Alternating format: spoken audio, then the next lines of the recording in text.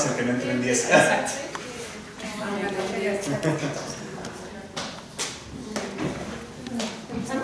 Bueno, hola, buenas tardes.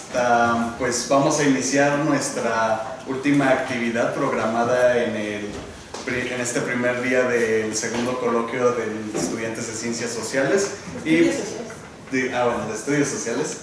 Y pues vamos a hacerlo con este panel magistral del LESA. Para eso les presento a nuestras ponentes. Son las profesoras Carla Suárez, Jerry Paulina Mendoza, Ana Yacine Ramírez y Mónica Chávez.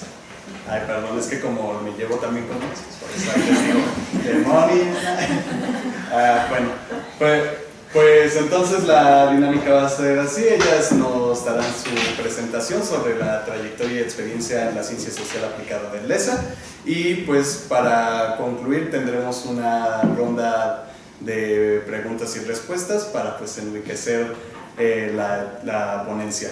Sin más preámbulos, pues les cedo la palabra a las profesoras. Gracias.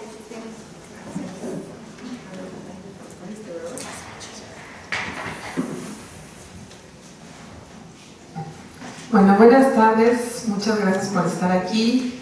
Agradezco mucho la invitación que los estudiantes y la coordinadora nos hicieron para presentar pues esta experiencia de trabajo de campo en un caso específico que es la investigación social aplicada. Como ya lo comentó Esteban, bueno, pues esto va a ser más que una conferencia magistral, lo digamos como una especie de panel que fuera al menos a 4 voces, en donde nosotros presentáramos las experiencias concretas y las reflexiones que hemos generado en muy corto tiempo a través de 2 proyectos muy significativos dentro del Laboratorio de Estudios Sociales Aplicados.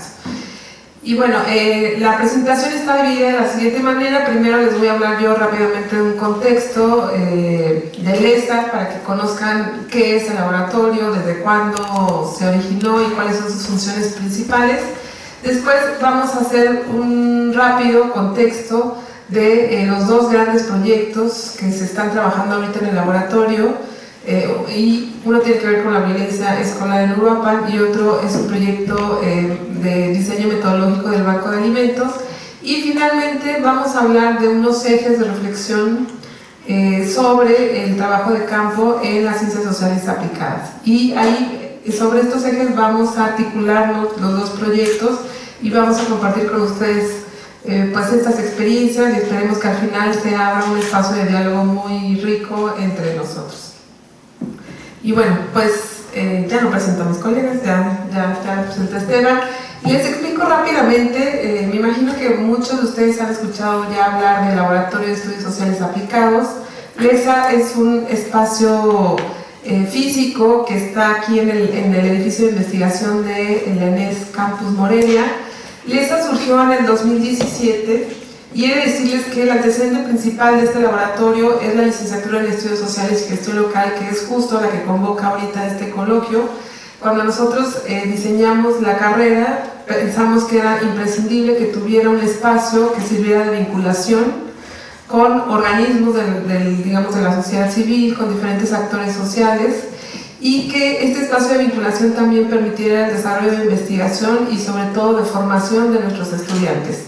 Esa fue la idea original que dio forma a este laboratorio, cuyo objetivo principal, ustedes lo pueden ver en la diapositiva, pues es generar conocimiento aplicado con perspectiva interdisciplinaria y a través de procesos colaborativos para el estudio de problemáticas sociales emergentes que se expresan además a diferentes escalas. Ustedes pueden ver aquí pues, los 2 ejes centrales de la licenciatura también expresados en nuestro laboratorio, que es la interdisciplina, el conocimiento aplicado y sobre todo la parte de las metodologías participativas. Bueno, cuando hablamos de investigación aplicada, pues ustedes seguramente lo han discutido en sus carreras y además seguramente lo están discutiendo ahorita en el coloquio.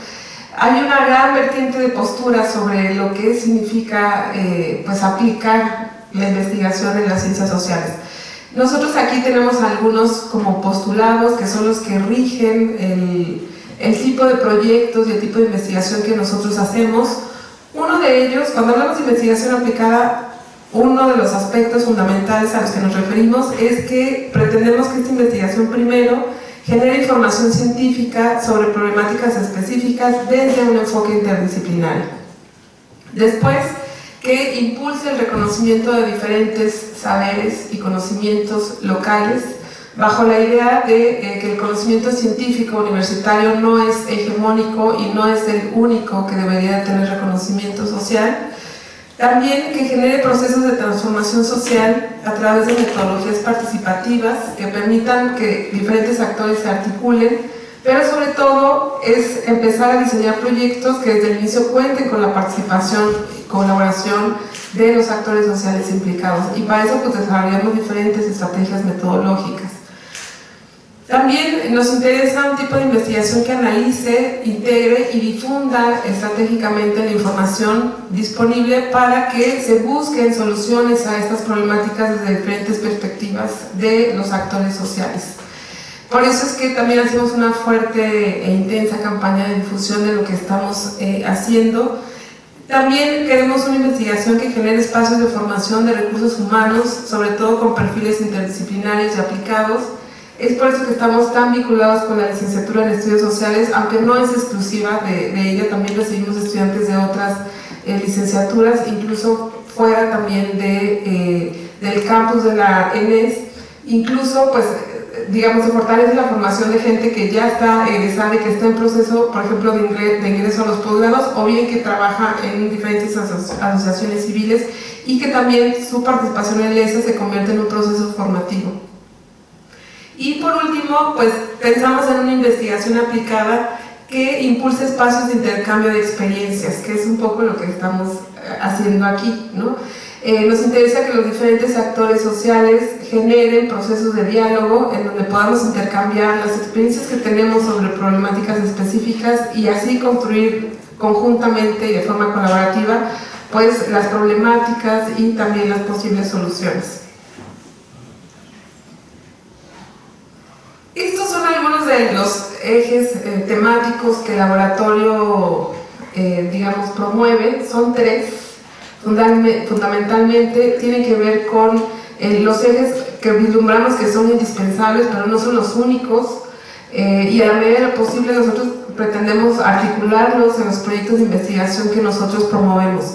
Uno es el eje sociopolítico, lo que ustedes ven ahí punteado pues son las líneas temáticas que este gran eje abarca y que tiene que ver con las líneas que cada uno de los integrantes del laboratorio promueve. Por ejemplo, en el primero pues tiene que ver con investigaciones que hacemos en temas de políticas públicas, de gobernanza, de formación y participación ciudadana. También hay investigaciones sobre derecho político, incluso sobre movimientos sociales y autonomías indígenas. Otro eje importante es el sociocultural, que se expresa ahorita en lo particular con tres líneas de investigación. Uno tiene que ver con violencia escolar y temas de construcción de paz. Otro tiene que ver con temas de migración y también hay una línea pues fuerte que tiene que ver con cuestiones de género. Y el último eje temático es el socioambiental, que como ustedes pueden ver, pues está como que aglutina cuatro líneas de investigación específicas. Uno es la gestión del territorio, otro tiene que ver con el desarrollo y la sustentabilidad. También hay proyectos que hacen monitoreos participativos del agua y también procesos de adopción de ecotecnologías. Y bueno, nosotros tenemos claro, digamos, dentro de los objetivos del laboratorio que nos movemos en tres ejes de trabajo, ¿no? Son como las tres dimensiones que no perdemos de vista, que un poco ya se las expliqué previamente. Uno tiene que ver con la investigación y además estos tres ejes siempre los estamos llevando de la mano, ¿no? No es necesariamente que uno concluya y empiece el otro, sino que siempre tratamos de articularlo. Y uno tiene que ver con el desarrollo de investigación social y esto tiene que ver con la importancia de generar nuevo conocimiento de frontera, ¿no? Es importante empezar a mirar nuestros temas y nuestras problemáticas desde enfoques más integrales y complejos, y a la vez que hacemos investigación también tratamos de vincular a los diferentes actores que están implicados, ¿no? Y cuando hablo de diferentes actores me refiero desde sector gubernamental, iniciativa privada, asociaciones civiles, actores locales, también, digamos, actores universitarios o académicos, activistas sociales, es decir, toda la gama de actores que están involucrados en una problemática. Y por otro lado, pues también, como ya les comenté, tenemos muy claro que somos un espacio de formación, ¿no? No solamente para los estudiantes, incluso para nosotros mismos, todos los que colaboramos en LESA, estamos en constante aprendizaje y formándonos en múltiples herramientas y temáticas, ¿no?, que se nos presentan. Entonces, bueno, pues a continuación le voy a dejar la palabra a Pau. Ahorita lo que vamos a hacer es pues mostrarles ya los dos casos de estudio que estamos desarrollando en el laboratorio. Pues comenzamos con el primer proyecto. Yo creo que varios de ustedes ya lo conocen o han escuchado sobre él. Es el proyecto que su nombre oficial es Actividades Formativas de Prevención y Atención de la Violencia y Discriminación en el Ámbito Escolar, aunque nosotros le llamamos Proyecto de Prevención de Violencia. Entonces, es un proyecto que surge a través de una articulación interinstitucional entre el Secretariado de Seguridad Pública, el CIPINA y el ESA, y que surge con el objetivo de diseñar una estrategia de intervención con un grupo de investigadores, un grupo interdisciplinario de profesores y estudiantes de diversas áreas del conocimiento.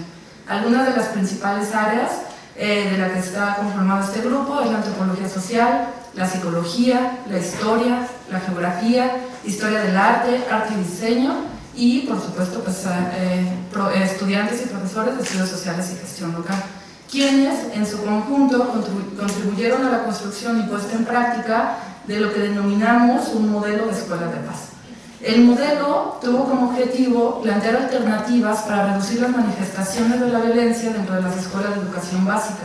Es decir, a través del ESA, a través del laboratorio, lo que se planteó es generar una estrategia innovadora en términos metodológicos que pudiera ser replicada en diferentes contextos y que para este caso pues, se implementó en la ESCU 2, que es una escuela secundaria de la ciudad de Uruapan. Y la idea de generar este modelo era plantear alternativas para reducir las manifestaciones de la violencia dentro de las escuelas de educación básica que se encuentran en espacios de gran vulnerabilidad en términos de pobreza, discriminación e inseguridad. Como parte de las actividades de este proyecto, como ahorita les comentaba, se implementó el modelo en la ESCU 2, ubicada en una zona bastante céntrica de la ciudad de Uruapan, pero con altos índices de conflictividad, y se realizaron diversas actividades de formación, sensibilización y organización para fortalecer el tejido social de la comunidad escolar. El proyecto fue dividido en 3 grandes fases. La primera fase se diseñó En la primera fase se diseñó la estrategia a través de la elaboración de un diagnóstico participativo. Varios de ustedes ya han transitado por diagnóstico y planeación y saben de qué trata eso, y otros están en proceso. Entonces, pues lo que hicimos fue elaborar un diagnóstico junto con profesores y estudiantes de otras disciplinas, sobre todo de psicología y de geografía, y implementamos el diagnóstico en la ESCU y llevamos a cabo la planificación de acciones junto con los estudiantes, los profesores y el grupo interdisciplinario. En la segunda fase, la segunda fase fue para la formación y sensibilización en temas y estrategias sobre cultura de paz. Digamos que el eje fundamental de nuestro proyecto es la cultura de paz, y para eso se realizó un curso sobre resolución de conflictos desde una metodología que se llama prácticas restaurativas y talleres de juegos cooperativos que dieron paso a la formación de una figura que es el Comité de Mediación Escolar, que está conformada por estudiantes, profesores, autoridades del plantel, y que tiene como objetivo esta figura contribuir a la resolución de los conflictos al interior de la escuela. La tercera fase es una fase en la que nos encontramos ahora, que se conforma de actividades artísticas y culturales, sobre todo de teatro social, de talleres de rap para la paz, hicimos una feria de horticultura, estamos terminando la elaboración de un cómic junto con compañeros de la licenciatura de arte y diseño, y la puesta en práctica de un taller de intervención, que de hecho hoy también se presentó un pequeñísimo ejemplo que se llama Marabatío, aunque no se realiza en Marabatío, nada que ver con Marabatío, y que tiene como finalidad generar estrategias de cuidado colectivo. El nombre es Marabatío porque Marabatío significa como lugar bonito.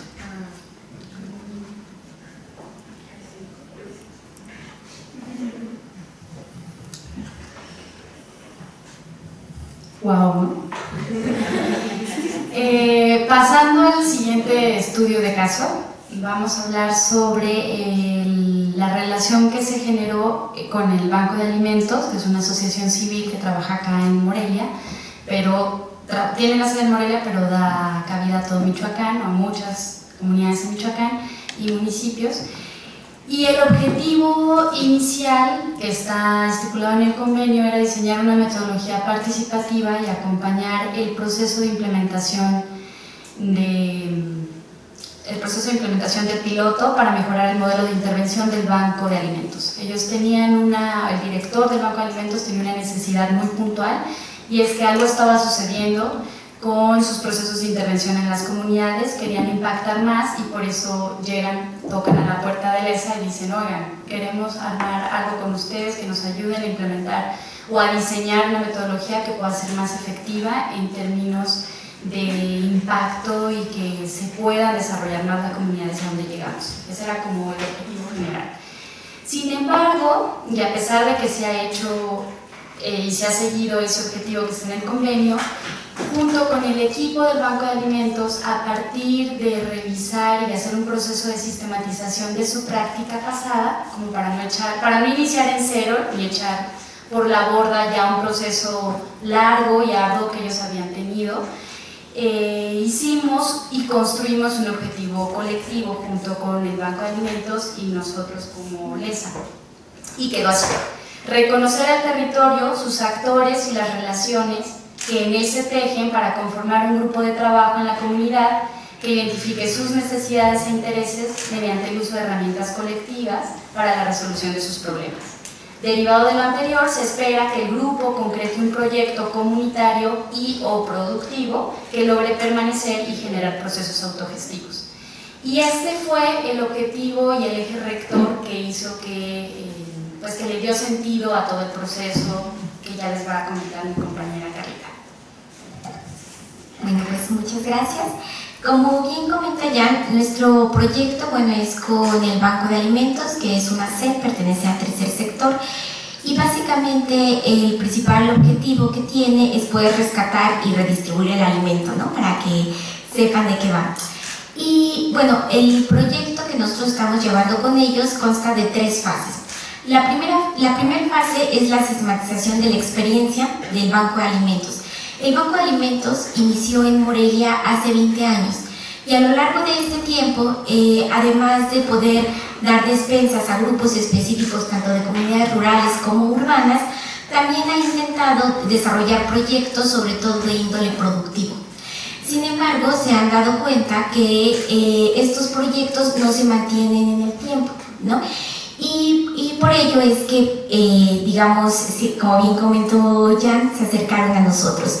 En esta sistematización, básicamente lo que nosotros hicimos fue un análisis crítico de esta experiencia de intervención, en el cual nos interesaba poder conocer las actividades que han desarrollado, cómo las han desarrollado, cuál es su enfoque metodológico, qué lecciones aprendidas tienen de este proceso de intervención que ellos han desarrollado a lo largo de los años, y finalmente poder construir junto con ellos, y eso me parece interesante, de forma participativa, cuál es el objetivo, qué es lo que ellos estaban esperando de este nuevo modelo de intervención.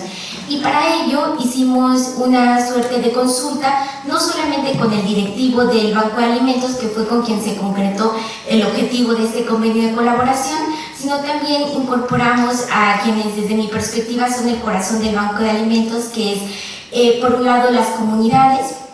Les preguntamos, bueno, ¿ustedes qué esperan enterarían de poder desarrollar un proyecto de intervención, y también de los coordinadores y operarios, que son quienes empujan pues día a día el banco de alimentos.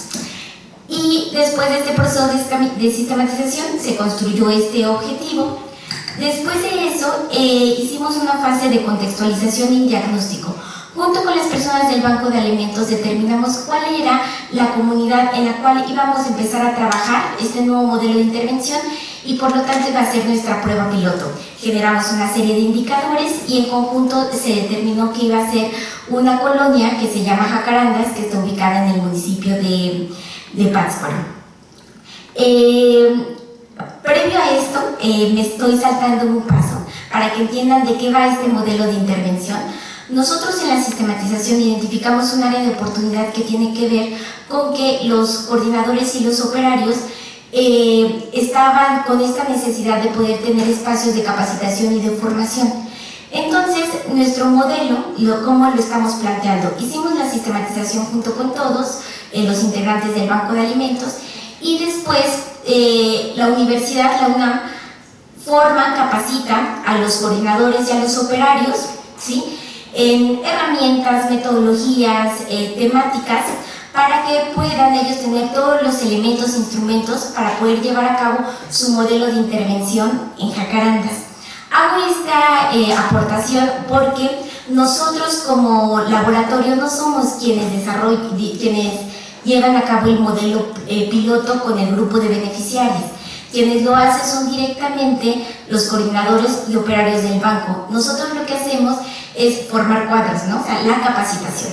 Bueno, una vez explicado cómo es que estamos operando, el diagnóstico justo lo que hizo fue nosotros capacitábamos a los coordinadores, a los facilitadores, de aquí en adelante les voy a llamar, del Banco de Alimentos, y los facilitadores son quienes desarrollaban este trabajo de campo con el grupo de beneficiarios de Jacarandas.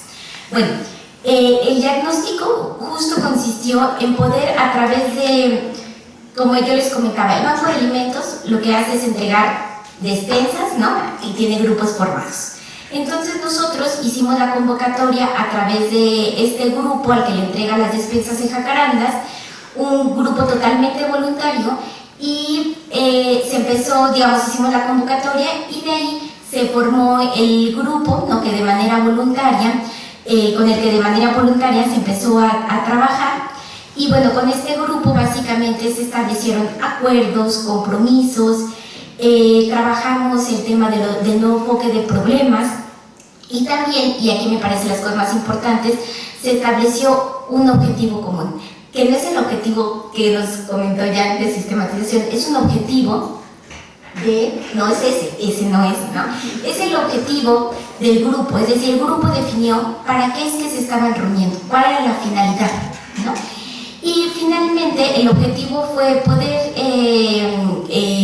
llevar a cabo un proyecto productivo de elaboración de artesanías, bueno, de manualidades, ¿no? Básicamente al final fue de bordado y punto de cruz, pero bueno, ellas construyeron su propio objetivo, y de ahí ellos mismos, junto con el apoyo de la facilitación, armaron su ruta crítica, es decir, cuáles van a ser la serie de pasos que nosotros como grupo debemos desarrollar para lograr este objetivo que es nuestro proyecto productivo. Una vez que finalizamos ahí, que es el diagnóstico participativo, entramos a los planes de acción y el seguimiento, en el cual para cada uno de los momentos de la ruta crítica que el grupo estableció, se generaron planes de acción. Y bueno, son planes de acción específicos donde ellos empiezan a trabajar y actuar, ¿no? Entonces, por ejemplo, en uno de los momentos de esta ruta crítica, ellos determinaban que necesitaban generar estrategias para poder comercializar los productos, para poder identificar el tipo de producto que iban a trabajar en su proyecto productivo. Y entonces un plan de acción específico fue poder desarrollar un estudio de mercado, ¿no? Y ahí sí, tanto el Banco de Alimentos como las personas de Jacarandas, ¿no?, el grupo, pues llevaron a cabo este estudio de mercado, ¿no? Entonces, bueno, estas es como las tres fases que consta el proyecto del Banco de Alimentos.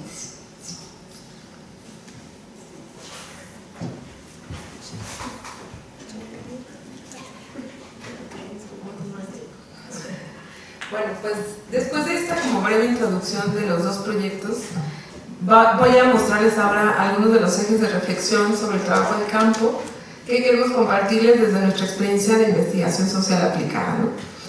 El primero de ellos tiene que ver con la relevancia que nosotros le damos a tratar de mirar y construir los objetos de estudio y todo el proceso metodológico desde el enfoque de la complejidad y la interdisciplina, lo cual, pues créanme que es todo un reto.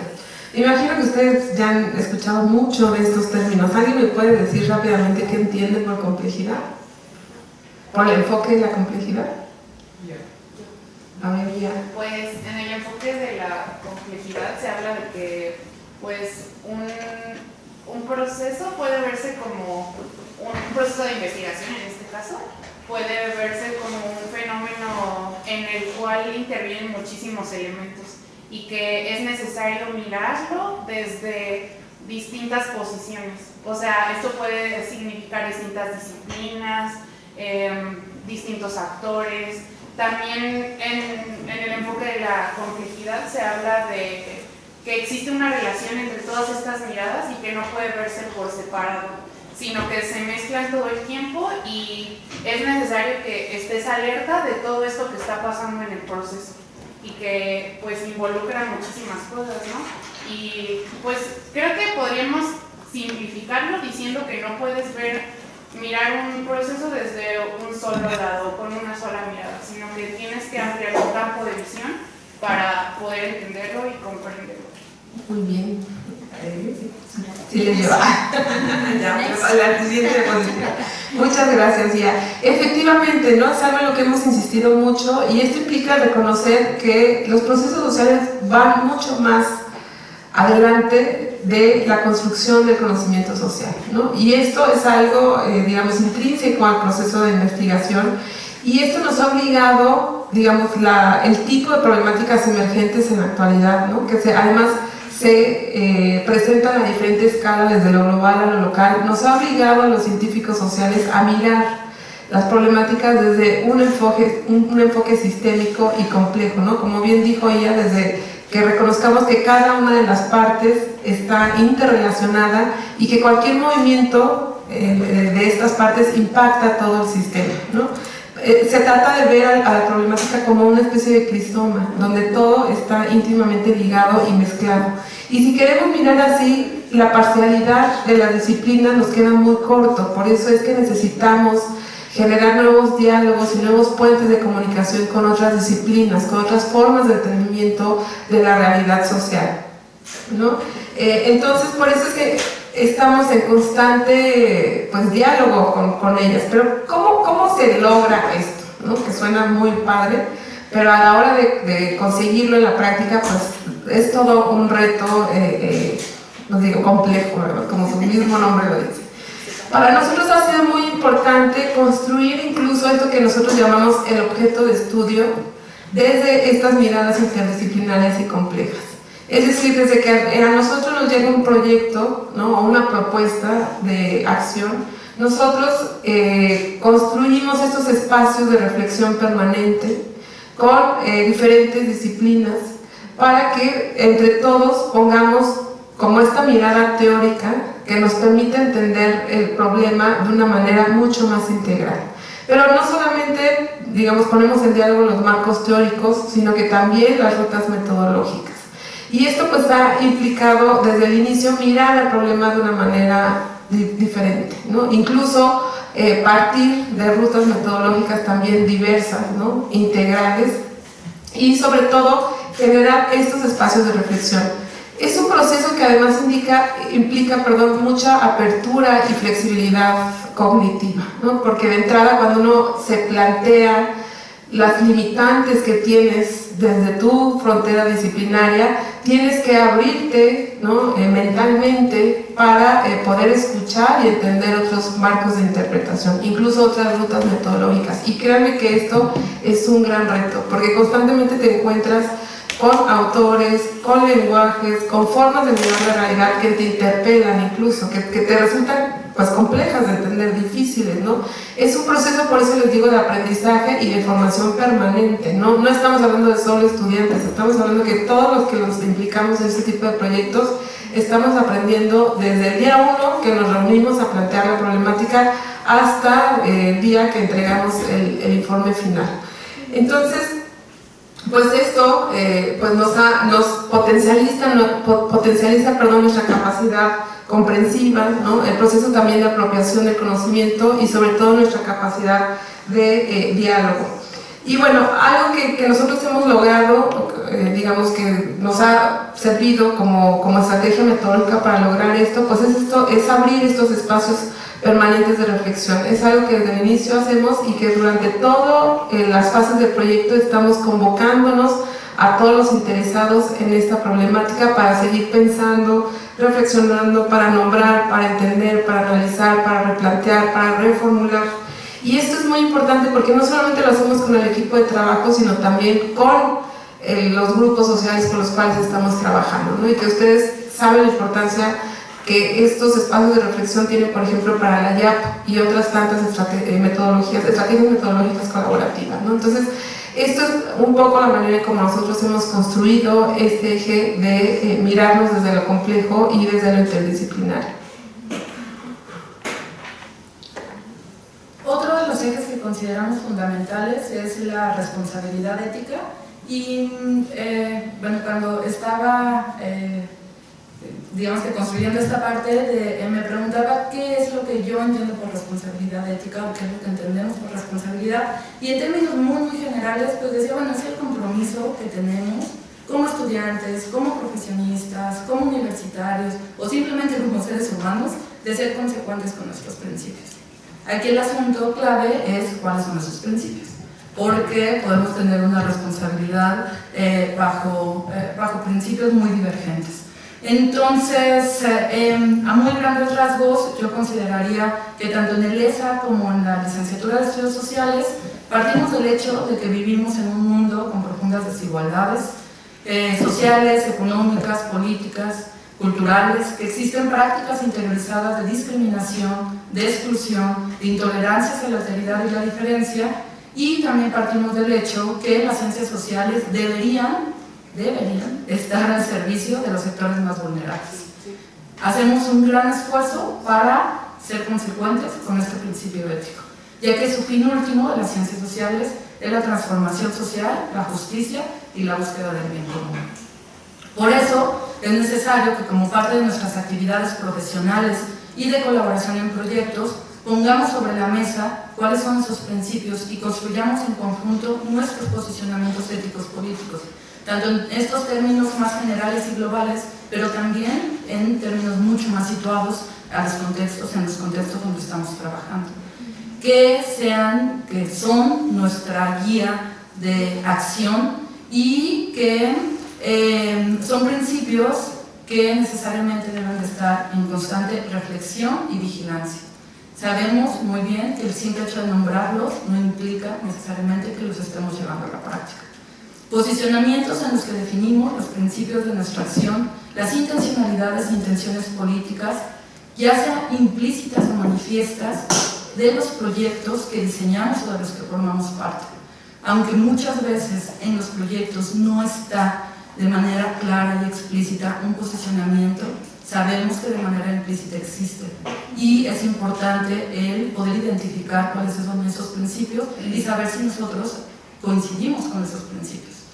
Los aspectos que pueden ser negociables, uno de los temas fundamentales de la responsabilidad ética tiene que ver con esto, con cuáles son los aspectos que pueden ser negociables con las autoridades, con los actores locales, con las personas con las que estamos interactuando durante nuestros procesos de intervención, y cuáles son aquellos aspectos en los que no vamos a negociar. Esto es muy importante porque desde las metodologías aplicadas, gran parte de nuestro trabajo implica la negociación, implica estar abierto a la negociación. Pero cuando hablamos de los principios ético-políticos, hay aspectos que no podemos negociar. Por ejemplo, algunos de los aspectos no negociables es que los proyectos no sean empleados con fines proselitistas, que los resultados o la información sensible sobre las personas se entregue a autoridades o personas que puedan hacer un empleo injusto o que daño, que ponga en riesgo a las personas. Y bueno, hay infinidad de ejemplos de acciones que desafortunadamente se generan, de vicios de las políticas sociales que están muy arraigados en la vida pública, y que la responsabilidad ética pues es un gran reto al que nos enfrentamos, y la búsqueda de ser consecuentes, sobre todo, de ser consecuentes entre lo que pensamos, lo que decimos y lo que hacemos. Y bueno, me parece que Pau dio una muy buena explicación, ¿no? De a qué nos referimos con el posicionamiento, bueno, más bien con la responsabilidad ética.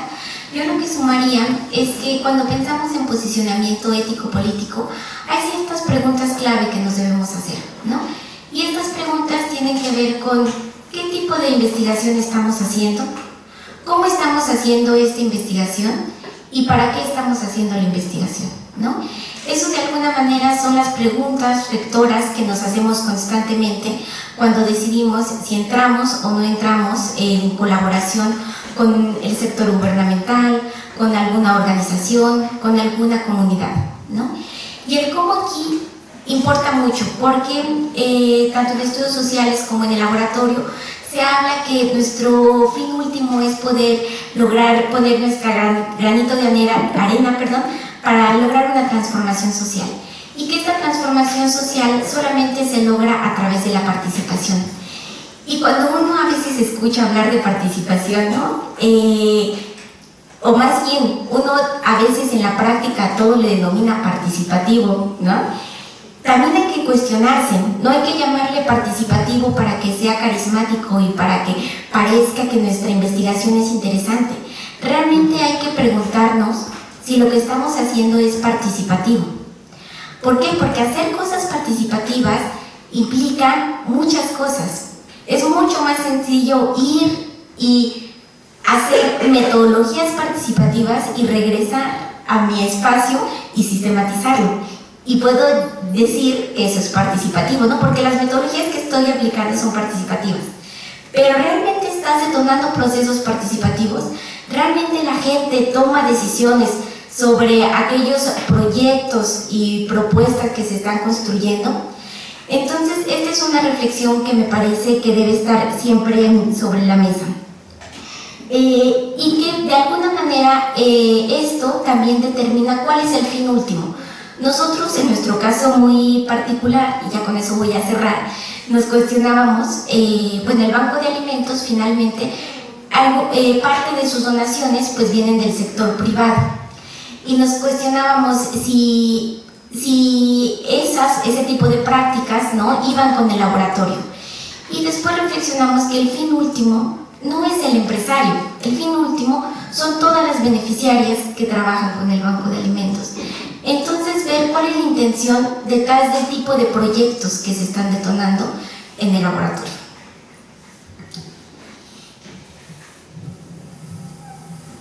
¿A poco no está todo muy interesante? El otro eje que pensamos en colectivo con las compañeras, justamente ya lo ponía manifiesto anteriormente la maestra Paulina, que no se puede negociar, pero hay cosas que sí se pueden negociar, y no solo que se pueden, sino que suceden inevitablemente cuando estás en la interacción con otros y cuando estás tratando de armar algunos proyectos y puestas en colectivo. Y en esto que se puede negociar, hemos descubierto en la práctica que saber negociar es una gran habilidad y una herramienta para empujar justamente lo que quieres que esté, para que quede sentado.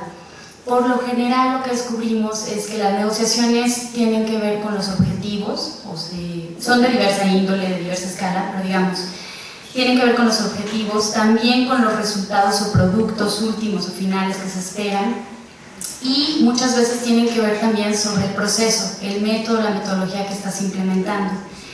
En el caso concreto, lo voy a aterrizar un poco más para que quede más clara esta idea. por lo general el producto final, el resultado que se espera es como wow, ¿no? Queremos que ya las señoras, ellas solitas, se puedan alimentar a sí mismas y desarrollen localmente toda la comunidad. Ok, está padrísima esa idea, pero digamos el alcance que tenemos pues no es tal en el tiempo que se quiere, pero sí podemos empezar, y ahí entra la negociación, a desatar o a denotar ese proceso, ¿no? Vamos empezando a construir y a echar, sembrar para después poder cosechar. Otra cosa que miramos que también se daba en términos de negociación, a veces son incluso los presupuestos.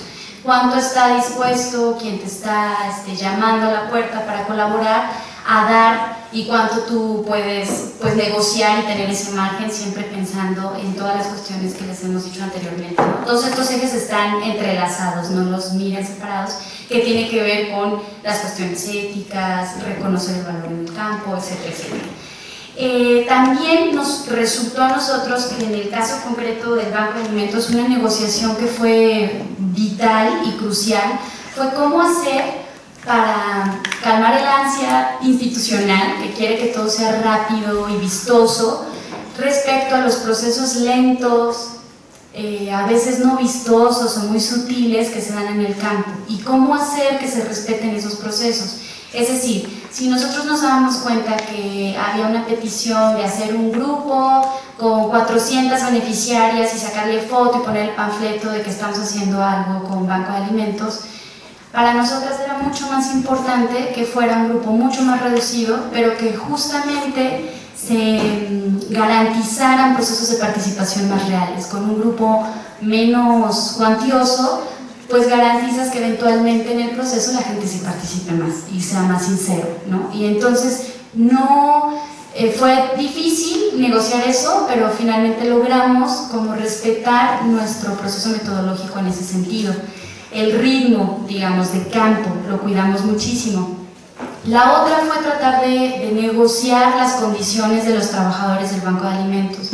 ¿Cómo hacer para que este grupo, que es el corazón de lo que estamos haciendo, como la bisagra, digamos, que viene aquí y luego va y lo replica con las señoras, negociar que sus condiciones fueran más óptimas, que no hubiera sobrecarga de trabajo para ellos, y que también cuidáramos los aspectos metodológicos, el que mucho abarca poco aprieta, y eso aplica mucho en procesos de investigación y acción participativa y de cosas cuando quieres mucha calidad.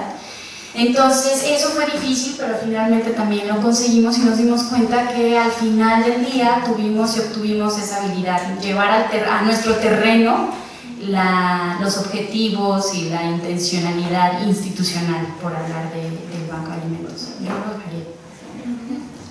Sí, y pues nada más para complementar, me gustaría poner énfasis en estas, digamos que retos de la negociación, pues justo lo que implica para nosotros, para nosotras, que es pues sobre todo desarrollar nuestras habilidades, nuestras capacidades para lograr llegar a acuerdos sin perder nuestra autonomía, que esto es fundamental, y en constante vigilancia justamente de nuestros principios éticos. El mayor reto es generar respuestas o soluciones creativas. ¿Creativas por qué? Porque lo que esperamos es que sean convincentes, que sean respetuosas, que sean adecuadas para los diferentes actores con los que estamos negociando. Porque muchas veces probablemente lo que plantean las financiadoras, lo que plantean las autoridades locales, lo que plantean los grupos, los actores locales y lo que nosotros mismos consideramos viable puede ser muy divergente. Entonces, por eso la necesidad o el reto de generar estas respuestas o soluciones creativas que sean respetuosas, adecuadas para los diferentes actores y que respondan sobre todo pues, a las demandas, a los intereses y a las preocupaciones y necesidades de los grupos con los que trabajamos. Me parece que una parte fundamental de la negociación, partiendo justo de nuestros principios éticos políticos, pues implica estar del lado de aquella población con la que estamos trabajando.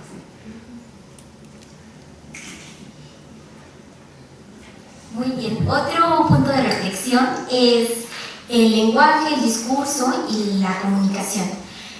Como ustedes se dan cuenta, estos proyectos, algo que los caracteriza es que existen diferentes actores sobre la mesa, ¿no?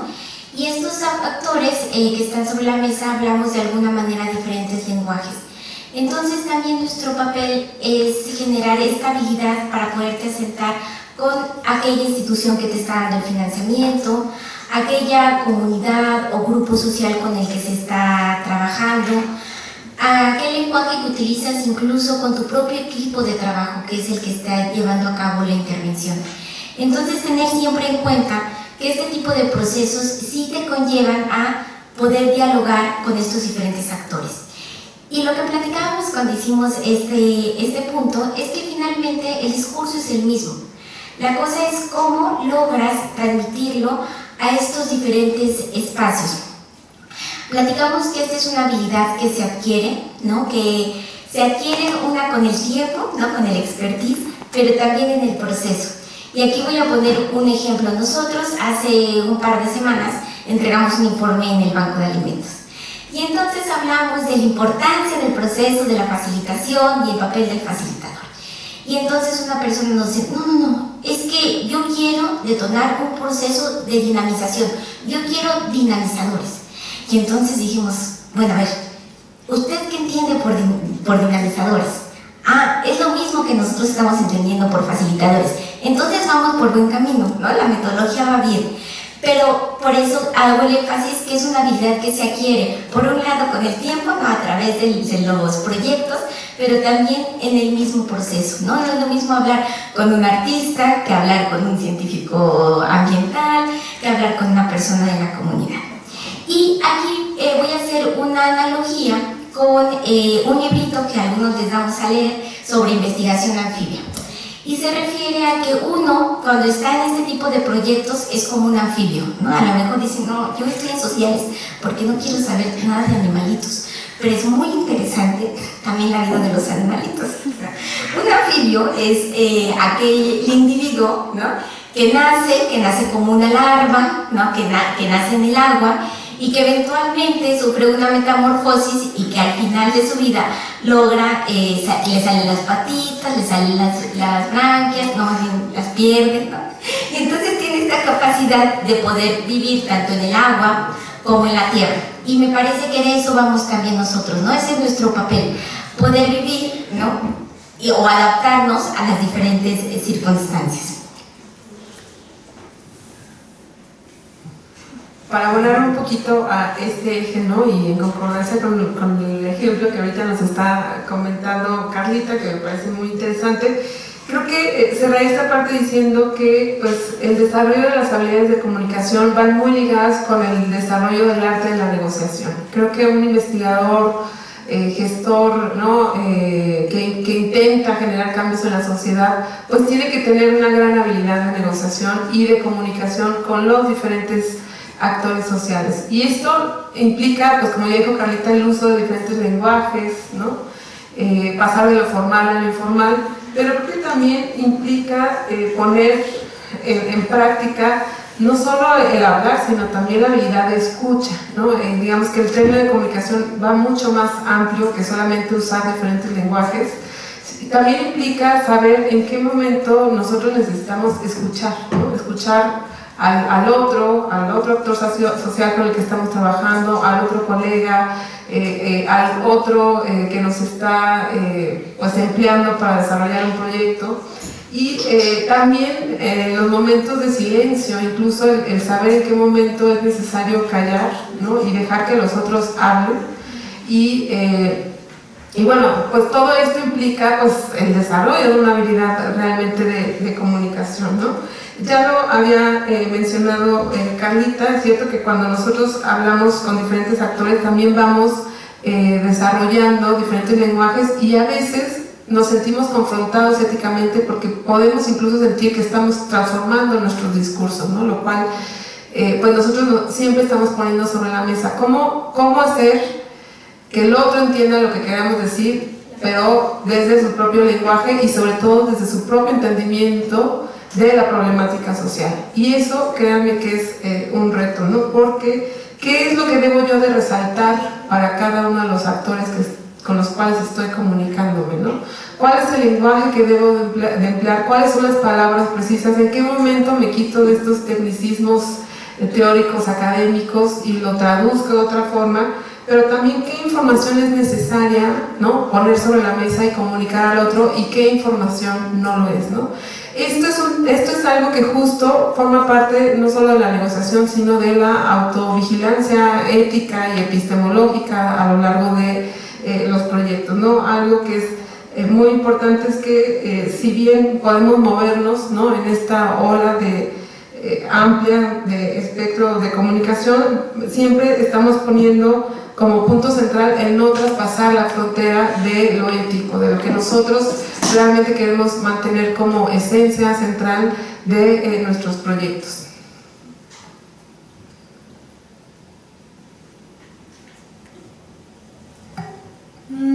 Pues en cuanto a las disparidades temporales, me parece que lo más relevante pues es darnos cuenta de que como parte de nuestra labor como investigadores sociales, como gestores sociales, es enfrentarnos a temporalidades que son completamente divergentes en ocasiones. Las temporalidades de las instituciones, de la escuela, de los actores locales, muchas veces pues es un trabajo muy complicado el lograr articularlas. Los tiempos de los gobiernos, pues sabemos que usualmente corren a pasos muy acelerados y que esos pasos incluso en ocasiones pensaba en una metáfora sobre la dimensión espacio-tiempo y cómo se puede también haber una cierta disparidad, y me parece que en el caso de los programas muchas veces sucede. Por ejemplo, es muy frecuente que cuando estamos trabajando política pública nos encontremos con que se anuncia con bombo y platillo el inicio de las actividades y ni siquiera se ha contratado al grupo con el que se va a trabajar. O también es muy frecuente que cuando termina sus ciclos presupuestales, también con bombo y platillo cierran las actividades cuando en campo los procesos pues continúan. Igualmente, como ustedes bien lo saben, los tiempos de los actores locales son muy diferentes a los tiempos de la escuela.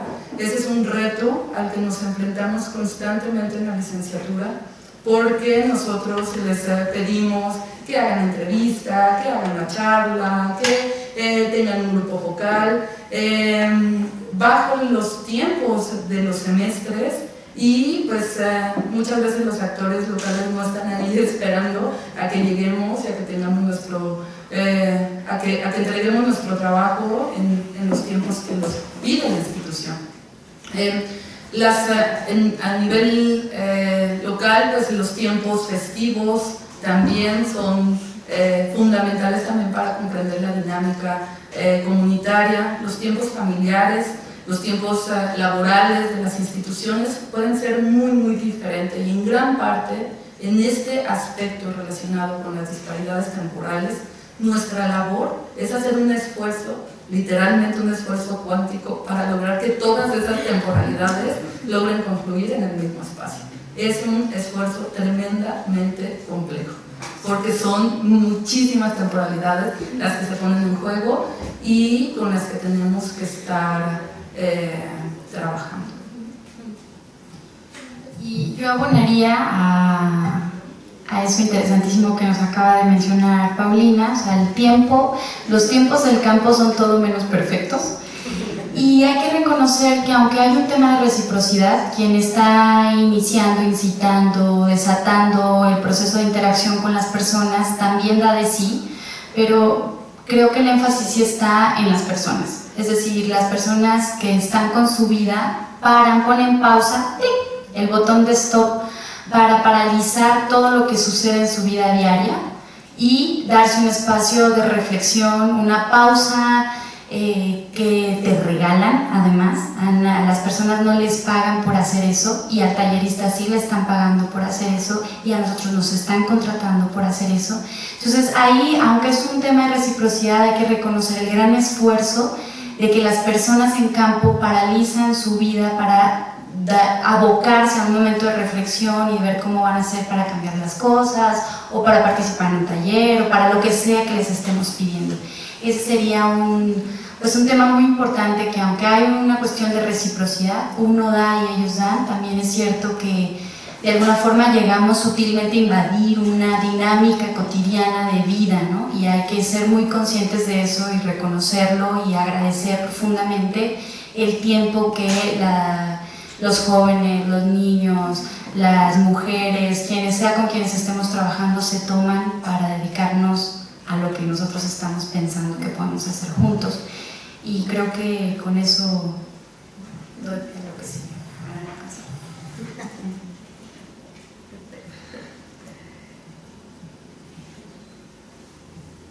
Bueno, el siguiente punto que nosotros queremos compartir con ustedes es la importancia de que en este tipo de proyectos se abra el espacio para el surgimiento de procesos creativos, ¿no?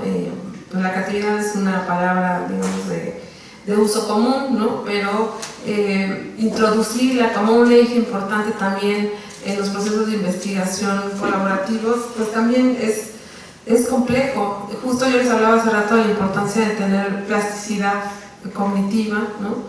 El un poco aprender a dejar que el caos se haga presente en nuestros procesos de investigación, también el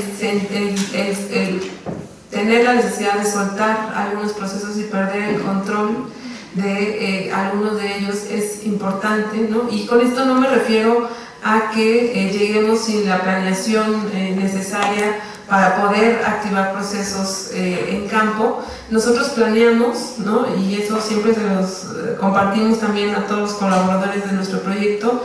Es sumamente importante tener una idea previa de los objetivos del proyecto y también de lo que vas a activar en campo, pero también tienes que desarrollar esta habilidad de abrirte en los momentos en los que crees que es necesario pues que la creatividad y que la voz de otras personas involucradas en el proyecto también se haga presente, ¿no? Tenemos que ser lo suficientemente plásticos para que surjan cosas nuevas, no planificadas, ¿no?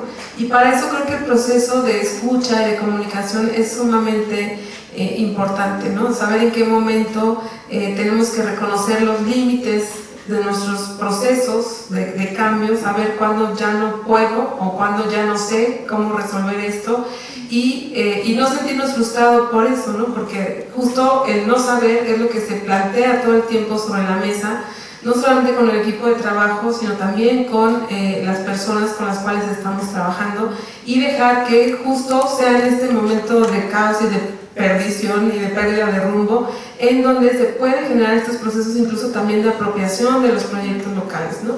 Yo sé que digamos, lo ideal sería que a nuestra puerta llegaran los actores locales involucrados directamente con la problemática a pedirnos, ¿no?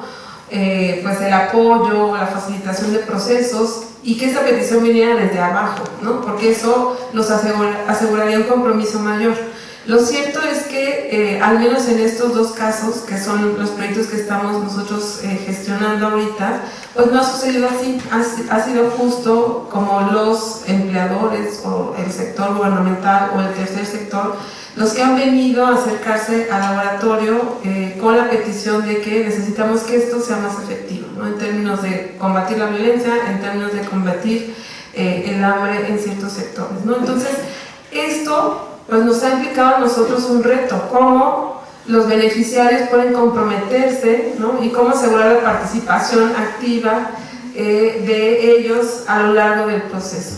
Y mucho ha sido a través de la construcción de estos espacios en donde a veces pues, justo se abre el caos, se abre la posibilidad de construcción colectiva junto con ellos. Yo creo que por eso es tan importante abrirnos para lograr estos procesos de apropiación de los proyectos.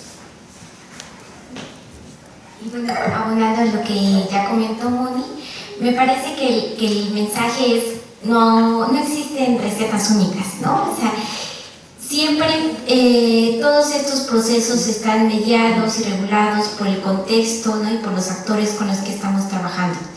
Sin embargo, a pesar de que no existen recetas únicas, eso no significa que nosotros vayamos a salir al campo como Dios nos da a entender, ¿verdad? Es decir, como a la expectativa total, ¿no? Eso significa que nosotros debemos llevar un proceso de planeación, de organización. ¿Cuántas veces ha pasado que a lo mejor se diseña un taller y se dan cuenta que al estarlo aplicando, ¿no? El grupo no diseñaron las actividades pertinentes para el grupo con el que están trabajando? Y entonces ahí se lleva un proceso creativo, ¿no? De cómo yo readapto las actividades que tenía planeadas. Sin embargo, eso no significa que yo cuando vaya a campo no tenga objetivos claros y no tenga planificaciones previas. Y bueno, en nuestro caso particular del Banco de Alimentos, nosotros hicimos una apuesta metodológica. Cuando les platicaba, ¿no?, que hicimos un diagnóstico participativo, abordamos el tema del nuevo enfoque de los problemas. Sin embargo, cuando determinamos esta ruta crítica para alcanzar nuestro objetivo, nos dimos cuenta que los problemas no nos daban para poder darle seguimiento a este proceso que estábamos iniciando. Y entonces ahí nos sentamos a reflexionar, ¿no?, tanto los de la universidad como los del Banco de Alimentos. ¿Qué hacemos? No nos da para abordar desde el nuevo enfoque de los problemas, y entonces entramos a trabajar por objetivos, ¿no? Y es interesante porque no lo hicimos desde el marco lógico, que seguramente muchos de aquí saben utilizar, ¿no? Entonces fue identificar otra ruta para trabajar por objetivos sin ser la ruta que convencionalmente conocemos, ¿no? Y yo también abonaría que en este proceso creativo que nosotros hemos tenido del proyecto de Banco de Alimentos, muchos de ustedes han leído Anderegg, ¿no? Y Anderegg, cuando habla de IAP, habla del papel del investigador, que la comunidad o el grupo con el que estás trabajando se vuelve el investigador porque es aquel que dota de conocimiento. Y nosotros realmente somos una suerte de facilitadores y quien brinda la metodología. Y eso lo comento porque me parece que en el caso del proyecto de Banco Alimentos, así es como pasó. Nosotros, o más bien los operarios del banco, ¿no?, fueron quienes dotaron de herramientas metodológicas y todo el contenido lo está virtiendo el grupo de beneficiarios con el que se está trabajando, ¿no? Entonces, bueno, eso lo ponemos sobre la mesa porque tiene que ver con creatividad, y la creatividad también tiene que ver con salir de nuestra zona de confort. Hay veces donde decimos, es que este proyecto que yo hice previamente es la onda, ¿no? O sea, no lo puedo perfeccionar, mejor no me pudo haber salido, ¿verdad?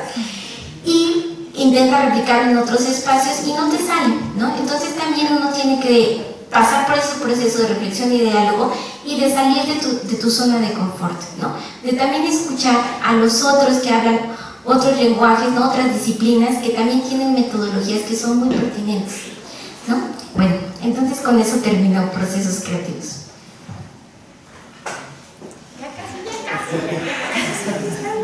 Faltan, miren, pensamos un montón de cosas, pero ya casi vamos a la mitad. Entonces vamos a ir más rápido.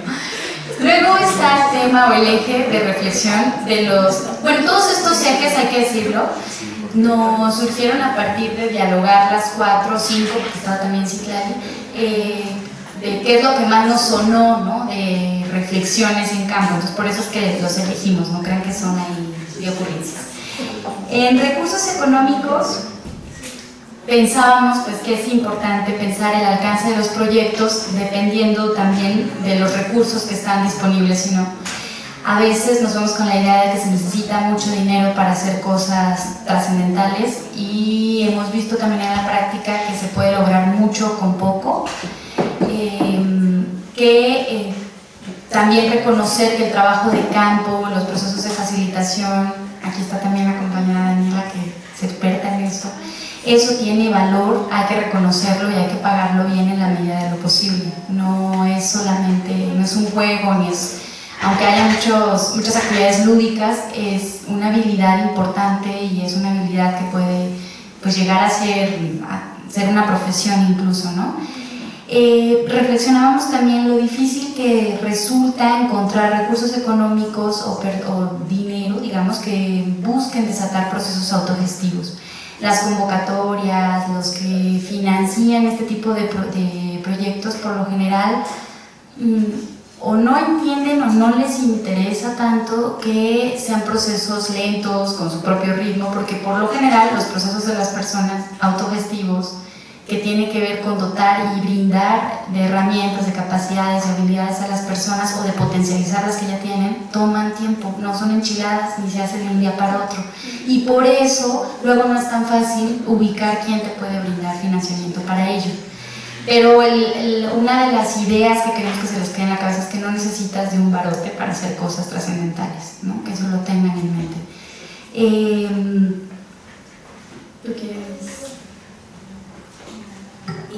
Bueno, abonando a lo que dice Jan, es importante que cuando uno llega a los espacios de trabajo, ¿no? Por ejemplo, voy a poner sobre la mesa una comunidad, ¿no?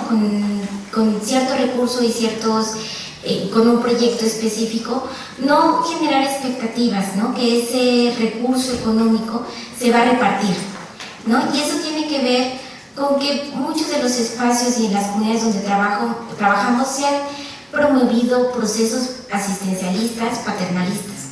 Entonces, lo más común es que se esté uno acostumbrado a recibir despensas, a recibir apoyos económicos.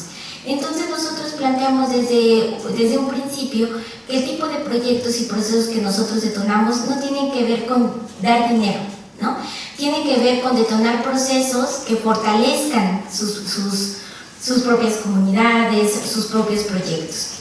Y por el otro lado, también ponemos sobre la mesa la transparencia del uso del recurso, que no es un tema trivial. Nosotros, al interior del laboratorio, de alguna manera lo que hemos impulsado es que, si bien utilizamos pues el recurso, ¿no? Haya también esta vigilancia y el uso transparente del recurso económico que se está utilizando, ¿no?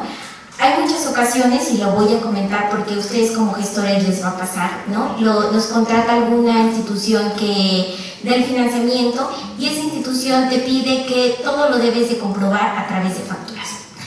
Sin embargo, ¿no? Nosotros hacemos ciertos talleres, ¿no? Y en esos talleres pues damos una remuneración económica a la señora o a las señoras, ¿no? Que nos apoyaron a hacer el alimento para el taller, por ejemplo, ¿no? Y eso tiene que ver con que, bueno, ese recurso que estamos destinando, la señora no nos va a poder dar una factura, ¿no? Pero en otro espacio donde yo trabajaba, ¿no? Le decíamos factura chocolate, ¿no? Entonces juntábamos factura chocolate que de alguna manera podría justificar este recurso que le estamos dando a la señora por el servicio que nos está prestando. Entonces eso también es válido, pero lo ético es poder ponerlo sobre la mesa y hacer un uso transparente del recurso, es decir, que todos estemos vigilando que efectivamente esa factura chocolate se utilizó para hacer el pago de la señora que nos dio un servicio específico, ¿no?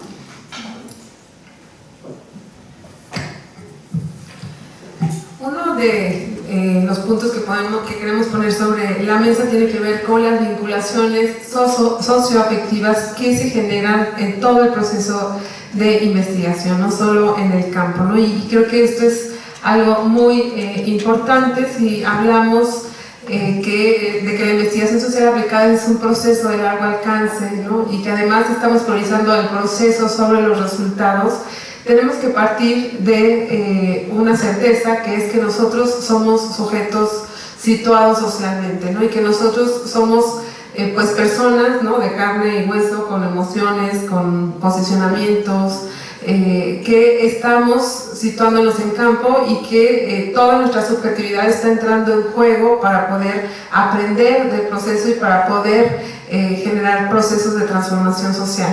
Y algo que es muy común, ¿no? Es que cuando estamos en este proceso nos empecemos a llenar de emociones, digamos, positivas, ¿no? Y otras no tanto, ¿no? Es muy común encontrarnos con la frustración, incluso con el espejeo, con mucho cansancio, porque créanme que toda esta idea de movernos en diferentes canchas, en diálogo con diferentes actores, en construcción colectiva del proceso suele ser mucho más agotador que si lo hacemos en solitario y de forma individual, ¿no? Ahí no hay procesos de negociación, y negociar, créanme que es una tarea muy cansada, ¿no? Casi igual que de la docencia.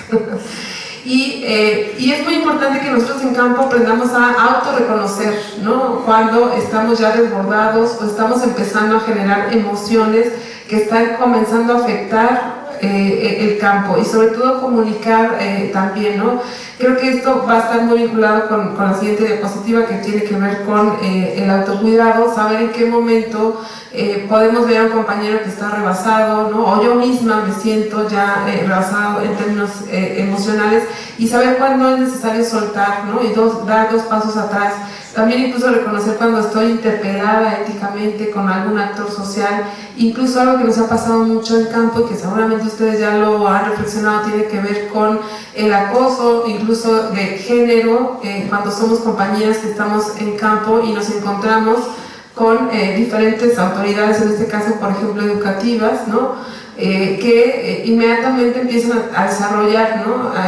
Comportamientos de acoso o de hostigamiento o de mansplaining o de muchas otras cosas, digamos, que tienen que ver con violencia de género, y en ese momento también nosotros internamente generamos estrategias también para cuidarnos a nosotros, ¿no? Entonces creo que este es un punto muy importante en el proceso de gestión. Y solo para abonar a lo que la profesora Mónica mencionaba, para mí estas vinculaciones socioafectivas son como subirte a la montaña rusa y que tengas chorrillo. O sea, hay momentos en los que sientes las mariposas en la panza, otros en los que te quieres vomitar, otros en los que es lo mejor que te pudo haber pasado en la vida. Es decir, las emociones son una montaña rusa constante cuando estás en campo. Saber tratar de controlarlas es una buena estrategia, se los recomiendo. No coman frijoles. Y hay muchas cosas de la vinculación socioafectiva que uno teje cariños. Estás trabajando con personas y estás trabajando con cosas profundas, estás generando comunicación intersubjetiva, estás siendo y rehaciéndote y construyéndote y deconstruyéndote cuando estás trabajando con las personas y te lo crees, pues, ¿no? O sea, cuando en serio es una camiseta que te pones. El campo, a lo que mencionaba Mónica, te interpela cuando, por ejemplo, te descubres en un taller que está siendo más autoritario de lo que pensabas que eras, o cuando hay un actor que te está sacando de las casillas de una forma que no sabías que te podían sacar de las casillas. Esas cosas también transforman y también son puntos de reflexión emocional para la persona que está enfrente, y que eso lo que nos trata de decir es que no todo está dado, ni por muy experto que seas de trabajar con las personas significa que tienes todo bajo control. Las emociones siempre juegan un rol pues fundamental, y hay que saber reconocerlas y hay que ir aprendiendo cómo controlarlas un poco, ¿no? Para cómo descubrirnos, justo como mencionaba Mónica, cuando estoy cansada, cómo me retiro y dejo que alguien más cubra esa área. En el caso concreto del Banco de Alimentos, la emoción más constante ha sido mucha satisfacción del trabajo de las mujeres que se organizaron y una admiración profunda por los compañeros que son los que están yendo a campo, porque son chavos y chavas que ni siquiera se esperaban tener este tipo de interacciones con las mujeres, dan horas extras y nadie les paga, y se ponen la camiseta como si fueran a pasar una materia con 10. Aquí ya todos saben a qué me refiero. Con muchísima pasión.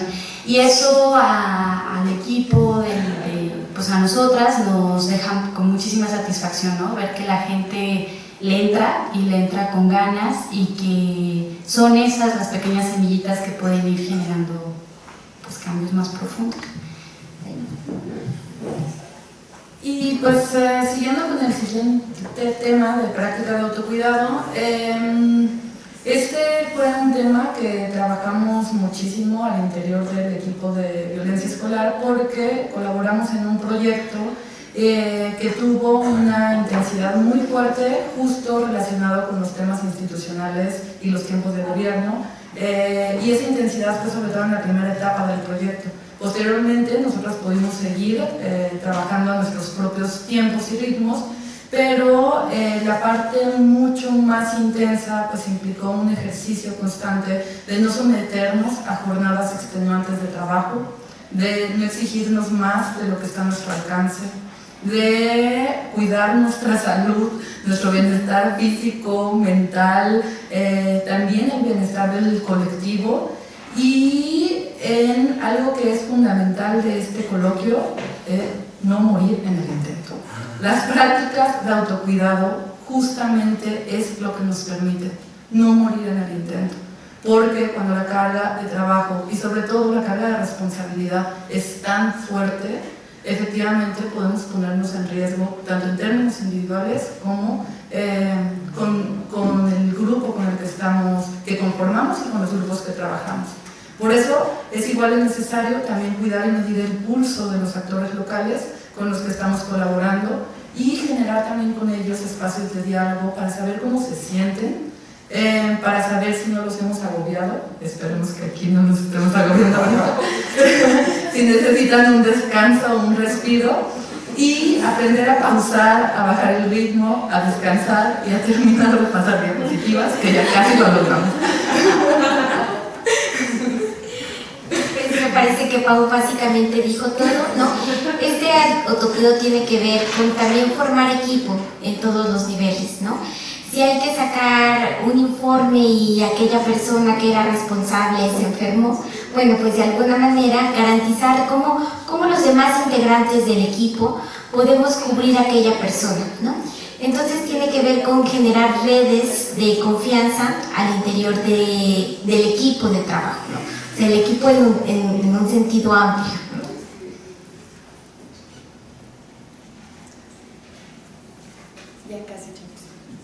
Ya casi.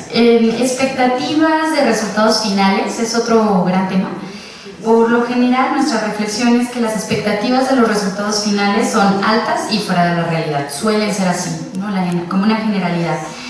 Y como estamos tratando con personas de carne y hueso que pausaron su vida para insertarse en un proceso de interacción con nosotros, pues los procesos suelen ser más lentos de lo que generalmente se espera. Y también se busca, al estar buscando mover el interior de las personas, los resultados no siempre son ni tangibles ni espectaculares. Estas expectativas de resultados finales se dan con todos los actores y a todos los niveles. Un tema como fundamental aquí es que hay poca medición sobre lo sutil, lo que no es evidente a los ojos. ¿Cómo podemos cacaraquear con gran agrado que la señora Carmen, que no hablaba, terminó siendo una de las líderes más importantes del proceso? ¿Cómo podemos poner sobre la mesa que el grupo de mujeres lo voy a controlar al único señor que hace parte del grupo, ¿no? Y que no dejan que él dé órdenes que hacía al principio? Ese tipo de transformaciones o de eventualmente resultados es difícil de llevarlos con indicadores, de medirlos, como muy sutil ese tipo de transformaciones, y una invitación es a mirar cómo hacemos evidente lo que luego no es tan evidente, ¿no? Cómo hacemos visible esas cosas sutiles que para nosotras es de lo más valioso cuando estamos hablando de procesos de transformación reales con grupos de personas.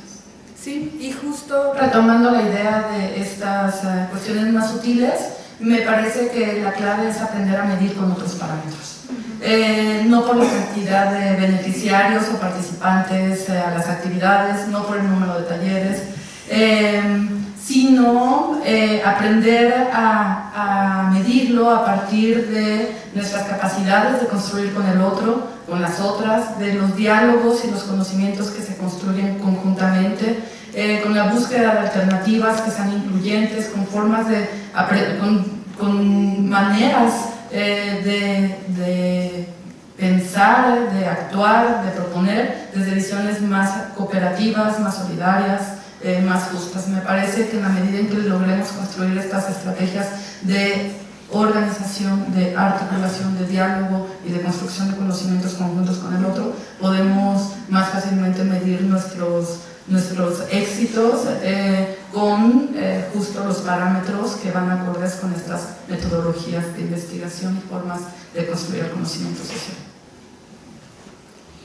Y bueno, por último, ¿qué sigue después de super exposición que hemos dado?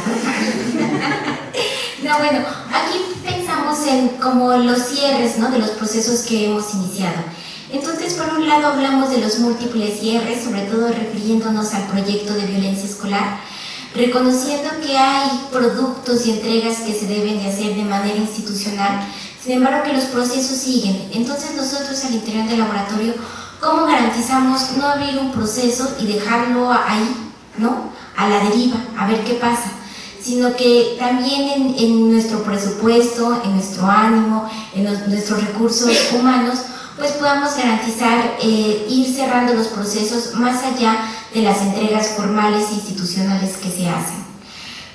Por el otro lado, desde el Banco de Alimentos, lo que también esperamos, si recuerdan cuando empezamos la charla, nosotros como universidad lo que hacemos es formar y capacitar al Banco de Alimentos, y el Banco de Alimentos replica con las mujeres, con el grupo de beneficiarias. Entonces nosotros esperamos que al finalizar el proyecto, pues las personas del Banco de Alimentos ya tengan las herramientas, las capacidades, las habilidades para poder replicar esta metodología y poder trabajar con nuevos grupos, ¿no? Ya no solamente limitarnos a nuestro grupo piloto que fue Cacarandas, sino que ellos puedan pues replicar estos procesos en otros espacios, en otras comunidades.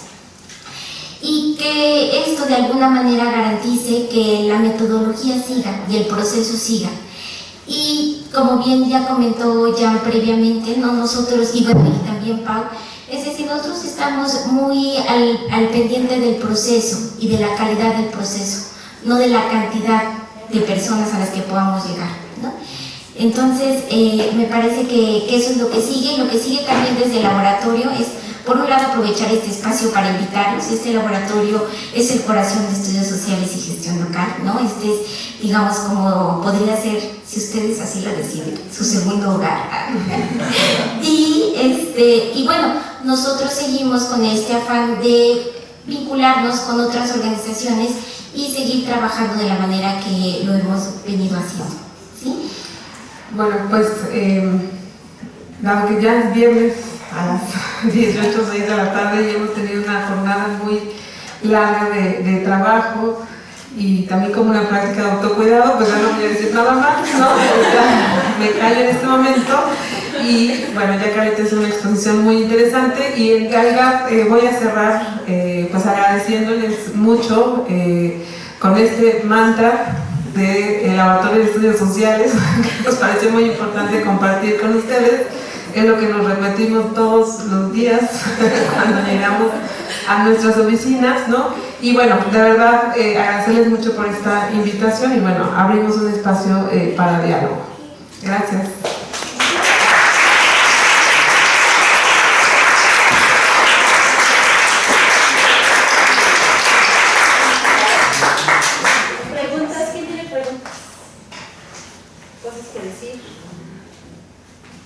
Es que lo explicaron muy bien. ¿O todo muy bien explicado o no se entendió nada? ¿Alguna duda, comentario?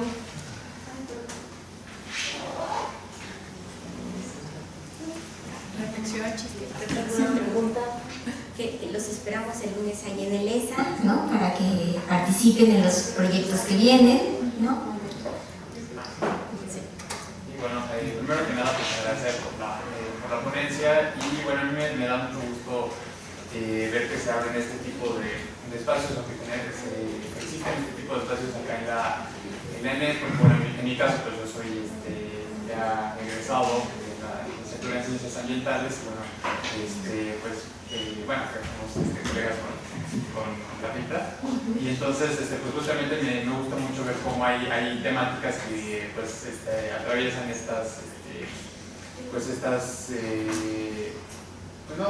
sé si decir barreras o límites, pero bueno, pues, a lo mejor estas diferencias, ¿no?, o características propias de cada carrera.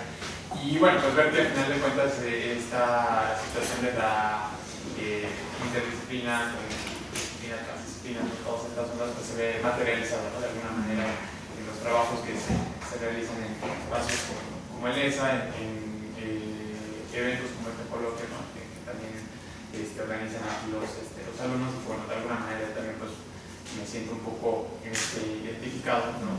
desde el campo, pero pues con lo que se está haciendo aquí, bueno, pues ojalá que sean muchos los proyectos, las ideas que salgan de acá y los trabajos, ¿no? Entonces, pues, enhorabuena y ya a seguirle dando. Muchas gracias.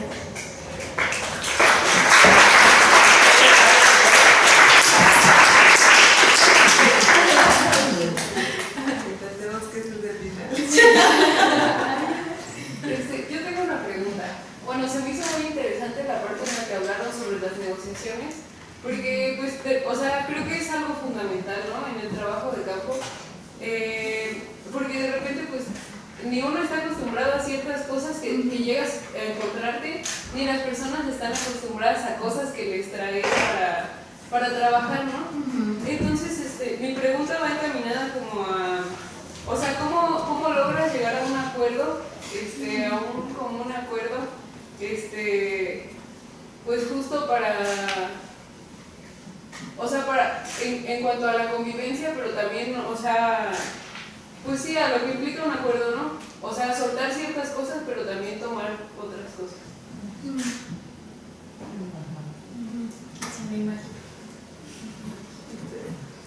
¿Hay otra pregunta más para preguntarle? Bueno, pues si quieren, hacemos las tres. Ajá, una. Erika. Bueno, esto del autocuidado, pues precisamente igual lo mismo, o sea, llegas a esos lugares y no, pues los usos y costumbres son muy diferentes y hasta cierto punto tú tienes como una barrera, no sé si llamarlo moral o qué, pero llega un punto donde tú no puedes soportar como esas cosas, aunque sean naturalizadas, por ejemplo estos casos de violencia, ¿no? Aunque sean súper naturalizadas en la comunidad, pero tú tampoco puedes hacer nada porque quieras o no, tú eres como un invitado, ¿no? O sea, eres como un externo y tu trabajo, por ejemplo, bueno, nos comentaba una maestra que ella estaba haciendo un trabajo con los aguacateros y que pues a ella le costaba mucho trabajo poder establecer esta relación con los aguacateros cuando sabían que una noche anterior habían agarrado a golpes a sus hijos, ¿no? Entonces, pues a ella eso como que le transgredía mucho a sus ideologías, a todos sus movimientos, no sé cómo llamarlo, pero ahí es cuando ya no sé exactamente cómo se debe de aplicar el autocuidado, porque quieras o no, hasta cierto punto intervienen en tu investigación, pero si tú haces caso como a esas cosas, tu investigación deja de ser objetiva. Entonces, como que...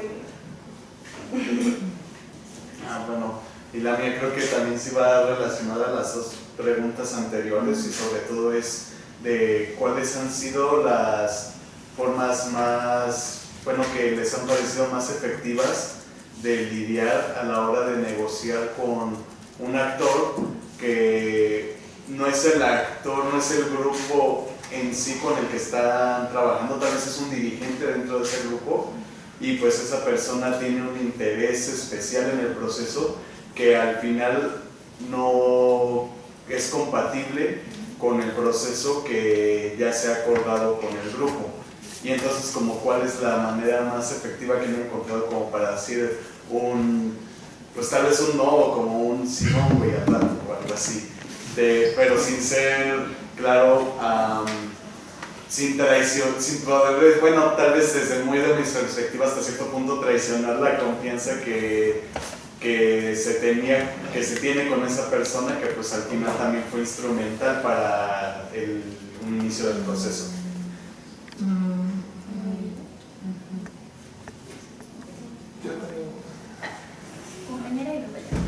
Es que me surgió otra duda también. Pues por ejemplo, a mí alguna vez me tocó aplicar un diagnóstico comunitario de planeación participatoria y pues resulta que nosotros nos decían como que no les podíamos sugerir las soluciones. O sea, que básicamente pues es de lo que se trata, ¿no? Pero yo, o sea, por ejemplo, yo decían cosas que a nosotros como organización pues no nos competía resolver, ¿no? O sea, podíamos acompañarlos en el proceso, pero no nos tocaba a nosotros. Entonces, o sea, a mí, mi pregunta es como, o sea, ¿cómo puedes, o sea, tratar de manipular quizá los objetivos o hacia dónde va encaminada la investigación o ese diagnóstico, ¿no? O sea, para hacer, pues, posteriormente tu plan de acción. O sea, porque si no es compatible las soluciones que dan ellos con lo que tú trabajas, pues, o sea, no sé si será prudente como abandonar el lugar y delegarlo a otra persona o...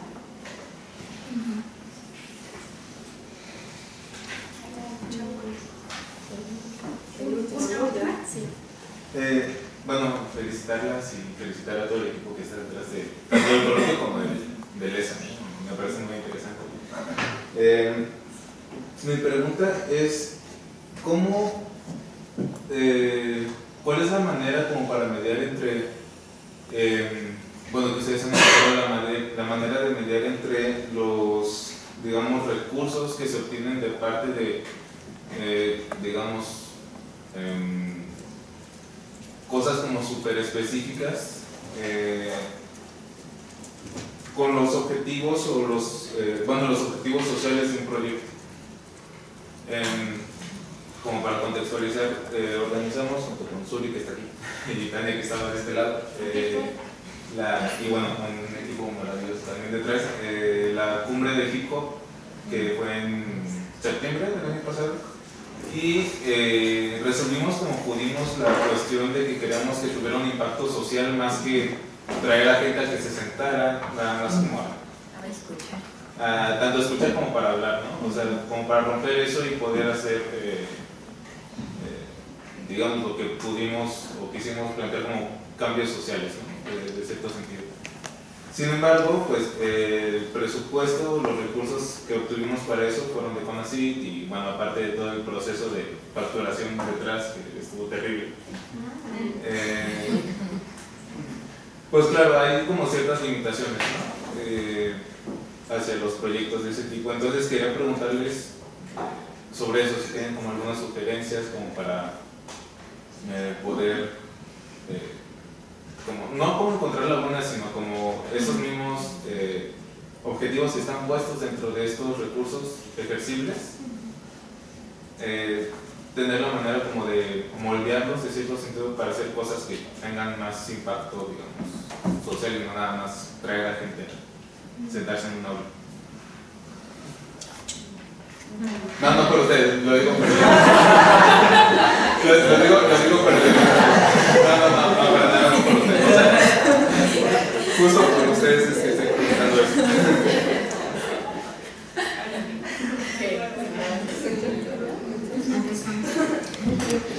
Bueno, pues a mí me gustaría empezar contestando, ¿no?, la primera pregunta y después la segunda que tú misma hiciste, ¿no?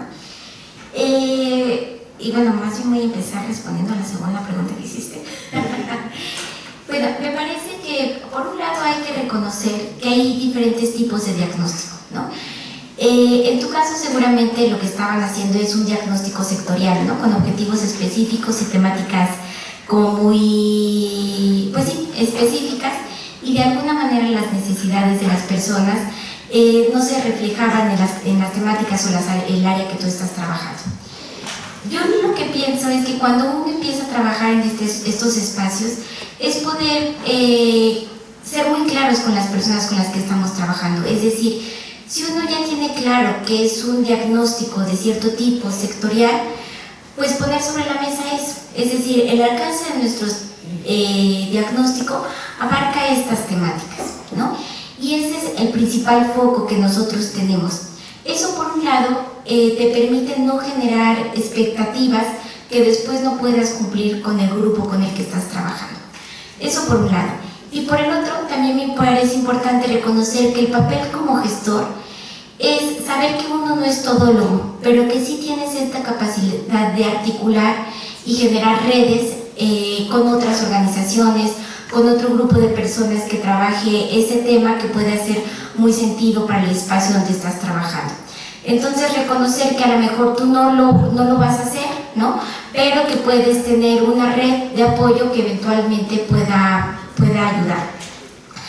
También, y ese es ir, digamos, por otra área, la metodología que nosotros estamos aplicando es muy bondadosa. Lo que permite es que los actores sean quienes doten, ¿no?, de conocimiento y quienes identifiquen si pueden o no resolver esa problemática específica. Por ejemplo, nosotros al final del proyecto es un proyecto productivo y ninguna de las personas que estamos ahí somos especialistas en el tema, ¿no? Pero sí somos especialistas en facilitación y en brindar herramientas y metodologías. Y entonces eso fue lo que nosotros estuvimos dando a lo largo del proceso, y al final sí también es cierto que nos implicó pues sumergirnos, ¿no?, a manuales, ¿no?, que pudieran fortalecer el tema de emprendimiento social, ¿no? Entonces ahí te pongo como un ejemplo, ¿no?, donde por un lado dotamos de lo que sí sabemos y fortalecemos de lo que no sabemos a través de buscar otras estrategias y alternativas. Y bueno, no sé, Jan, si tú quieras decir de negociación o... ¿Sí? Antes de que Ana cierre, digamos, como también hablando un poco de todas las preguntas, yo creo que algo que es muy importante cuando nos sentimos interpelados, ¿no?, en campo, cuando nos sentimos que la realidad nos está como cuestionando nuestros posicionamientos y que es algo muy, muy fuerte, creo que un aspecto muy importante es, de entrada, y eso es una ejercicio que hacemos también con todo el equipo, incluso con los alumnos cuando los incorporamos, es reconocer cuál es mi papel dentro de este proceso, ¿no? O sea, demarcar muy bien los límites, ¿no?, de tu papel dentro del proyecto o dentro del proceso de transformación. Creo que es fundamental, ¿no?, porque es cierto que nosotros no vamos a campo a salvar a nadie, ¿no?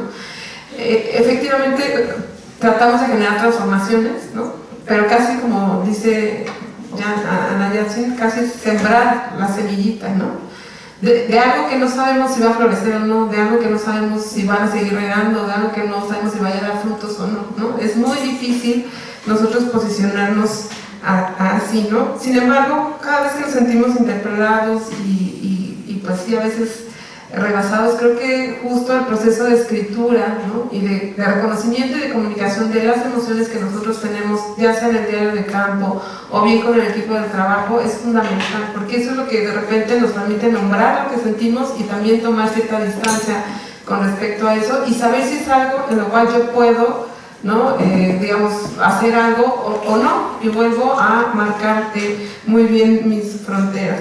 Ahora, es muy diferente sentirte incómoda por algo que sabes que le está pasando al otro, ¿no?, a sentirte incómoda por algo que sientes que ya te está tocando a ti, ¿no? Y creo que son como dos termómetros que tienes que ir teniendo todo el tiempo, ¿no? Si es algo que le está pasando al otro, ¿no? Yo en la escuela, por ejemplo, y nos tocaba mucho, pues trabajamos con niños violentadores, o sea, trabajar esos temas es fuerte porque normalmente la voz de la víctima es la que se escucha más fuerte, pero también sabes que estás con los niños que ejercen mayor violencia, ¿no?, que incluso hacen toqueteos sexuales o hacen, ¿no?, violencias de diferente índole, ¿no? Y es difícil tenerlo de frente y no poder hacer señalamientos directos, no calificar, ¿no? Y creo que sí hay todo un proceso incluso en términos de postura teórica y ética, de humanizar también, ¿no?, y entender que estas conductas son aprendidas socialmente, ¿no?, sin quitar la carga individual, ¿no?, de la toma de decisiones y de por qué deciden seguir estas vías de interacción, pero sí tratamos de entender finalmente que la violencia es una situación que nos incumbe a todos, ¿no?, y que como comunidad, estamos también pues implicadas en sus procesos de transformación.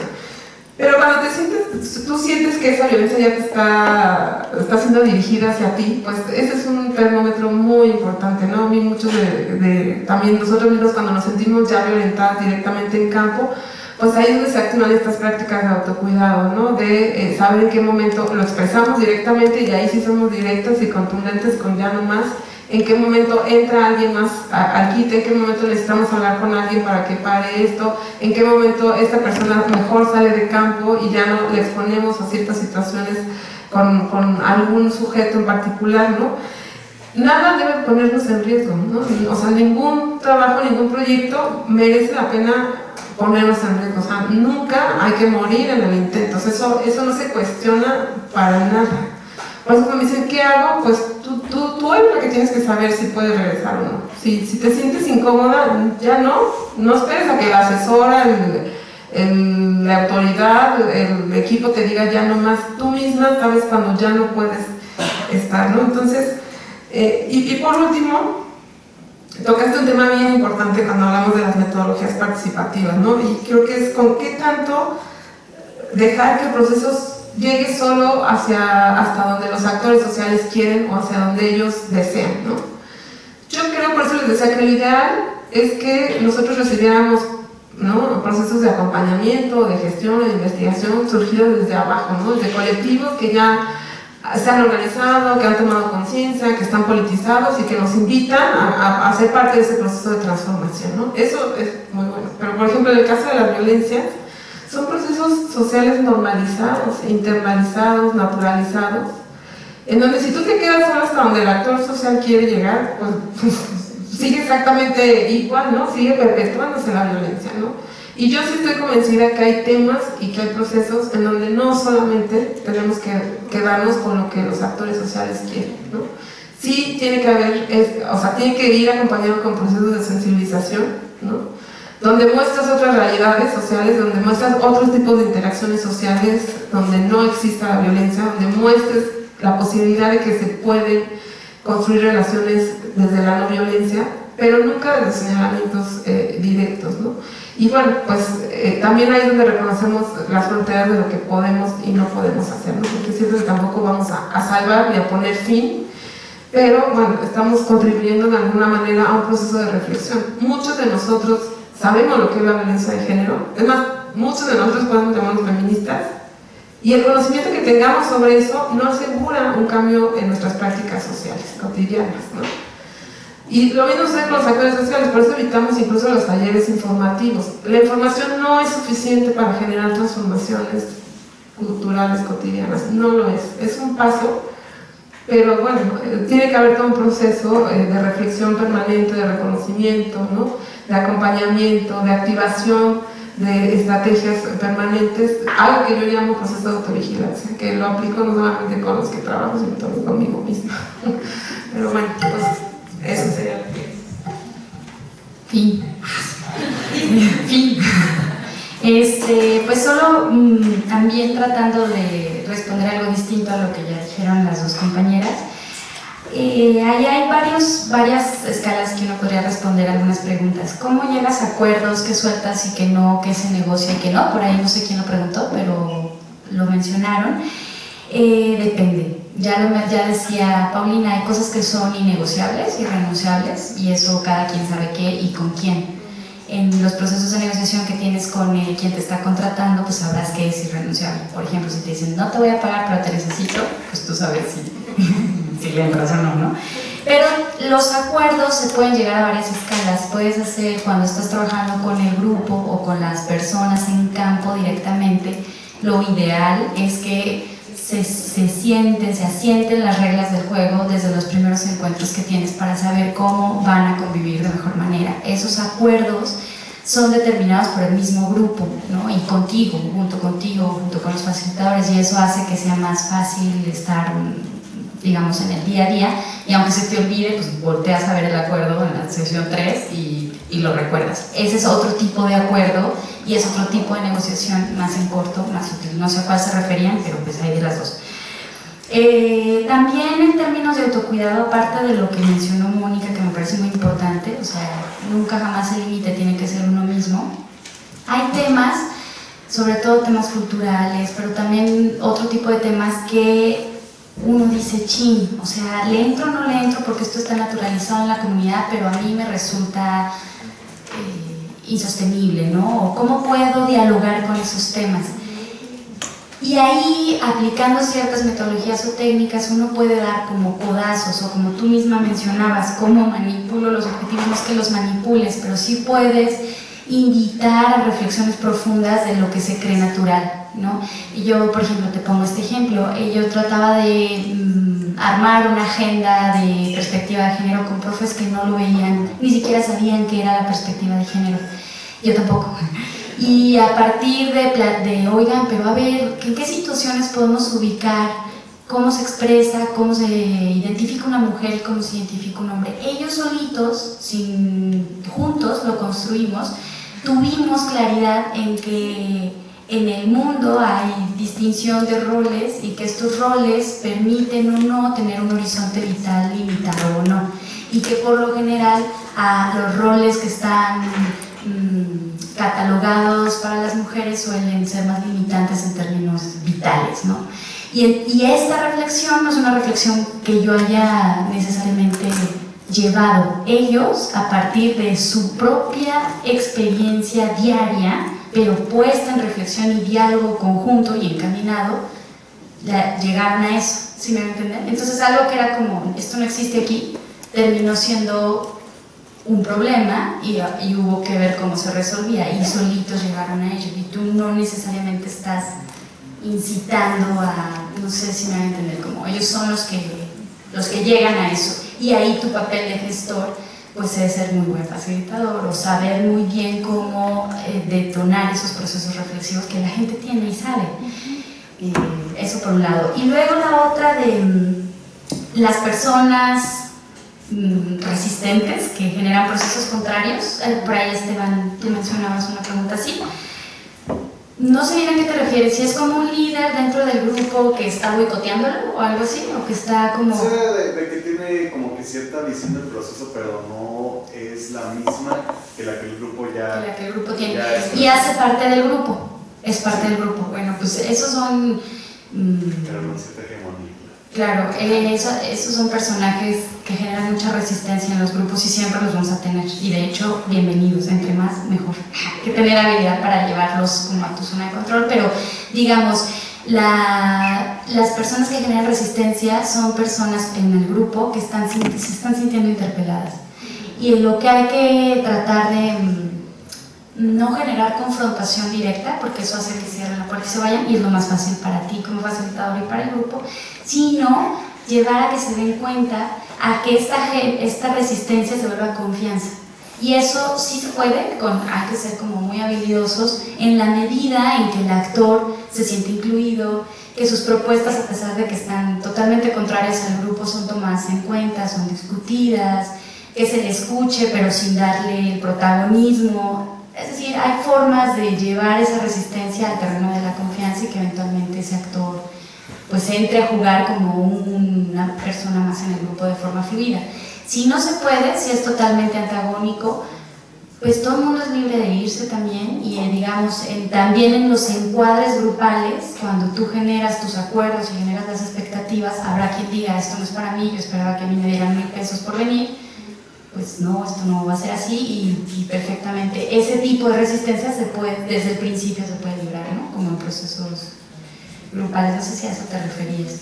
Y de último comentario por allá los jóvenes del hip hop, que está súper chido su pregunta, no sé, yo creo que Carlita les podría responder más lo de las facturas de chocolate y eso, pero sí sé que a veces los recursos ya están muy etiquetados, pero siempre uno puede decir así, out of the record, sí puedes generar redes y generar procesos de autogestión. O sea, hay un montón de gente que hace cosas sin recursos y ahí ustedes son los creativos y los que pueden como mirar cómo pueden vincular para que se salgan de las aulas y de los espacios tan reducidos y ¿no? Este tipo de diálogos que puedan tener. No se me ocurre de otra manera en términos institucionales. Pensaría en procesos más de autogestión y de generación de redes, de contactos con otros actores que estén fuera de las instituciones, ¿no? No sé. Yo solamente quiero decir una cosa de la negociación, que creo que muchas veces creemos que podemos tener nosotros como las respuestas o generar de manera sola las respuestas, y me parece parece que justo en estos puntos más conflictivos de la negociación, y bueno, en general en la negociación, pero más en estos puntos, es importante pues recurrir a otras experiencias y construir respuestas en colectivo.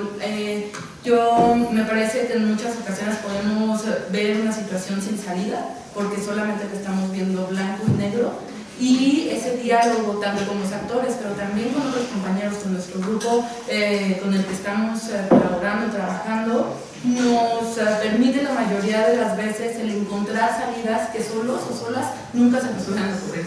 Y esas salidas son justo las que nos permiten generar esos puentes de negociación. Entonces me parece que una parte fundamental de la negociación es el diálogo y es el recurrir a otras experiencias y así literalmente el pedir consejo a los que están a tu lado y decirles, oye, en este caso, ¿cómo le hago ante tal y tal situación? Y ese panorama tan gris que muchas veces se presenta sin salida, ya tiene una luz por ahí. Entonces, es lo único. Muchas gracias.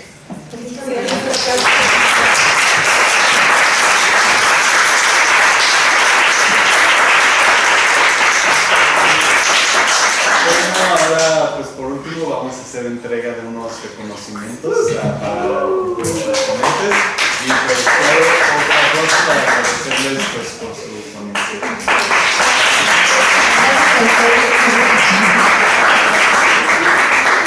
Y bueno, queremos aprovechar este espacio para invitarlos. El laboratorio va a tener una actividad el siguiente miércoles, bueno, dos actividades. Una es una presentación de la guía para el diseño de estrategias de comunicación para la defensa del territorio, que lo hace el colectivo Redes, ¿no? Aquí tenemos la fortuna de contar con Gaby Parra, que es docente y que también colabora en el laboratorio. Todas las cosas de comunicación, ella es quien nos hace el favor de hacerlas.